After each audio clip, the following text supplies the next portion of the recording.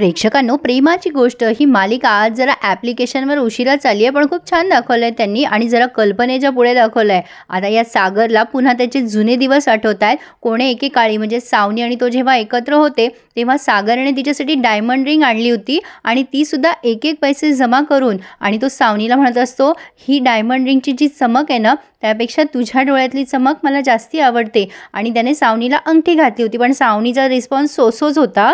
त्याला ते दिवस आठवत आहे आणि त्याला खूप त्रास होत असतो या दिवसांचा. पण आता हा त्याचा बॉस त्याला जेवढं जमेल तेवढं जेलस फील करवतोय. तो त्याला म्हणत असतो, बघ ना रे, अरे सावनीला हिरा आवडतो ना, कशी वाटते रे तुला अंगठी ही. आणि तो तिचा हात सागरच्या हातात देतोय असं नुसतं म्हणजे ॲक्शन करत असतो. इकडे आता ह्या इंद्राताईंनी त्या शर्मिष्ठाला रात्री थांबून घेतलंय उशीर झाला म्हणून. सई खूप खोकलत असते. इंद्राताई तिच्या जवळ जातात तर म्हणतात, काय झालं माझ्या चिंबुरीला, त्रास होतोय का काही.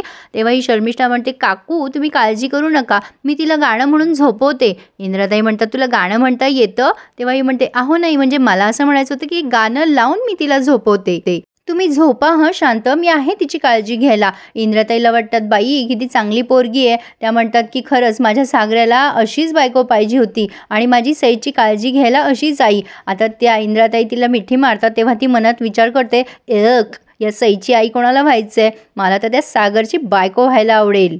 इकडे हा सागरचा बॉस हर्षवर्धन त्याला म्हणतो, अरे सागर, तुला अंगठी दाखवतोय रे, तुला काय वाटलं मी सावनीचा हात तुझ्या हातात देईल. ॲक्च्युली ना माझे फार जुने प्लॅनिंग असतात. काय सावनी, मी बरोबर म्हणतोय ना. अगं हा हिऱ्याची अंगठी तुझ्यासाठी कधीपासून प्लॅन करत होतो मी. तेव्हा आता ही सावनी सागरला टोमणा मारते आणि म्हणते, पण ह्याला हिऱ्याची कदर नाही आहे ना, ह्याला कुठे हिरे आवडतात. आता ही ती मुद्दाम बोलतीये हे सगळ्यांच्या लक्षात आलंच असेल, पण सागरनी त्यावर तिला खणखणीत उत्तर दिलंय. सागर म्हणतो, जगातला सगळ्यात महागडा दगड म्हणजे हिरा. तेव्हा सावनी म्हणते, तू दगडाला हिरा समजतो ना, हाच तुझा प्रॉब्लेम आहे. तेव्हा सागर म्हणतो, हो खरंच की, उशिराच समजलं ना, हिऱ्याला तर पैलू पाडता येतात, पण माणसांची मन जेव्हा दगडी होतात ना, तेव्हा त्याचं काहीच करता येत नाही. तो त्याचा बॉस म्हणतो, पण सावनीला हिरे आवडतात. तेव्हा सागर म्हणतो, हीच तर खरी गंमत आहे हिची, तिला आजकाल काही आवडायला लागलंय. आता तो हर्षवर्धन त्याला खूप फोर्स करतो, अरे तुझ्या सक्सेसची पार्टी आहे आणि तूच प्यायला नाहीस तर कसं होणार रे. आणि तो त्याला भरपूर दारू पाजतोय आणि सागर सुद्धा अगदी म्हणजे काय सांगू प्रेक्षकांनो, त्याला काही गरज होती का एवढं जलस व्हायची.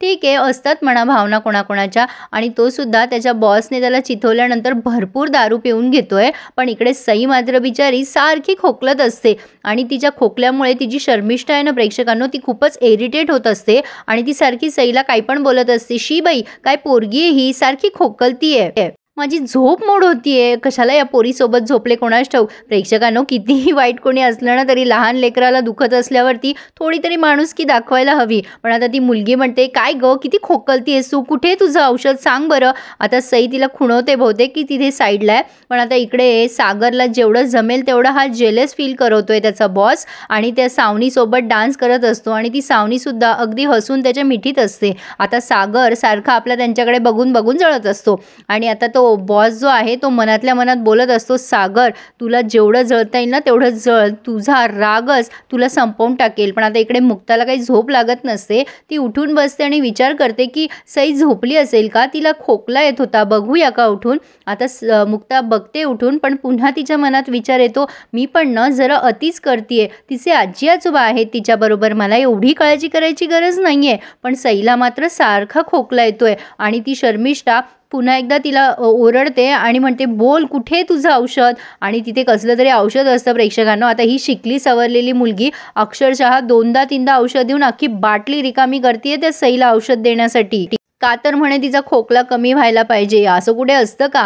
बाय द वे तिने तिला औषध दिले, म्हणजे पहिल्याच वेळेला औषध दिलं आणि झोपली. सईला थोडं बरं वाटतं, पण पुन्हा थोड्या वेळाने ती खोकलायला लागते. इकडे पुन्हा मध्ये सावनी आणि तो हर्षवर्धन दाखवलाय आणि तो सागरला जेलस फील करवतोय असं दाखवलं आणि मनात तेच बोलत असतो की तुझा रागच तुला संपवून टाकेल सागर, मला हेच हवंय. आणि सागर तिथे भरपूर दारू पितोय, अगदी गरजेपेक्षा जास्ती. तर आता म्हणजे गरज नसतेच म्हणा दारू, सॉरी चुकून आलं माझ्या तोंडात, पण त्याने भरपूर प्यायलाय. आता ही मुलगी पुन्हा सारखी सारखी त्या सईला औषध देते, ती शर्मिष्ठा असं दाखवलंय. आणि मुक्तासुद्धा बिचारी पिऊन घेते औषधं, तिला काय माहिती जास्ती औषध पिल्याने काय होतं. पण प्रेक्षकांनो, पुढे जरा त्यांनी हॉरेबलच दाखवलंय. आता या मुक्ताला काही चैन पडत नसतं, तिला असं वाटत असतं जाऊन बघू का सईला. आणि ती पुन्हा एकदा उठून बघते तर बाहेर आल्यावरती सागर आलेला असतो आणि सागर प्रचंड झुलत डुलत आलेला असतो.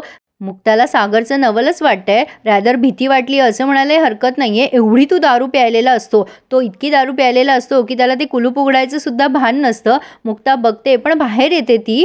तिला असं वाटतं कदाचित सईला बघता येईल म्हणून ती बाहेर आली आहे. आता ही मुक्ता बाहेर आल्यानंतर सागर तिच्या जवळ येतो आणि म्हणतो, काय हो, माफी मागायची आहे का माझी तुम्हाला? नाही, तुम्ही काय चान्स बघत असता का हो माझ्याशी बोलायला? हा सागरनं प्रेक्षकांना मुक्ताला वाटेल ते बोलतोय. मुक्ता म्हणते, हे बघा मला सईची काळजी वाटते म्हणून मी इथे आली आहे. पण सागर म्हणतो, मला सगळं कळतंय, तुम्ही बाहेर उभे आहे कारण तुम्हाला मला बघायचं आहे ना. काय प्रॉब्लेम काय आहे तुमचा? तुमच्या आईचा काय प्रॉब्लेम आहे? मुक्ताला खूप इरिटेट होत असतं की त्याच्या तोंडाचा खूप वास येत असतो. सागर तिला म्हणत असतो, तुम्हाला ना आमच्याच घरात घुसायचं असं, तुम्हाला ना लायकी. तेव्हा मुक्ता म्हणत असते, ए चुप बसा हां तुम्ही. आता सागर तिच्यावरच ओरडतो आणि म्हणतो, ए तू एक शब्दही बोलायचा नाहीयेस. मुक्ता घाबरत घाबरत सारखी मागे सरकत असते. सागर म्हणत असतो तिला, सागर कोळीशी बोलायची सुद्धा लायकी लागते, कळलं ना तुला, लायकी. आणि त्याचा अवॉर्ड दाखवत असतो मुक्ताला.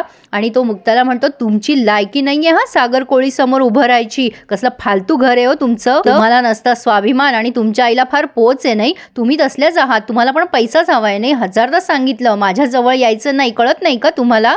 जेव्हा मी तुम्हाला नकार दिला तेव्हा तुमच्या बहिणीला पाठवलं काय माझ्या मीरच्या मागे?